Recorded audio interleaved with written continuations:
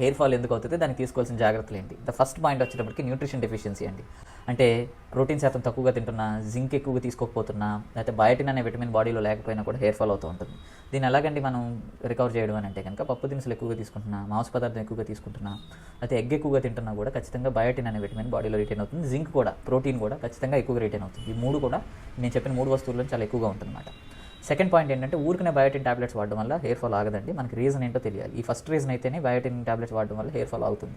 Second రీజన్కి వచ్చేటప్పటికి ఏంటంటే hormonal imbalance అండి. ఈ హార్మోన్ ఇంబ్యాలెన్స్ వల్ల కనుక హెయిర్ ఫాల్ అవుతుంది, అది మగవాళ్ళకైనా ఆడవాళ్ళకైనా. ఖచ్చితంగా ఏంటంటే లైఫ్ స్టైల్లో ఫిజికల్ ఎక్సర్సైజ్ కానీ డైట్ని కానీ మార్చుకోకపోతే మీరు ఏ షాంపూ వాడినా, ఏ హెయిర్ కండిషనర్ వాడినా హెయిర్ ఫాల్ ఆగదండి.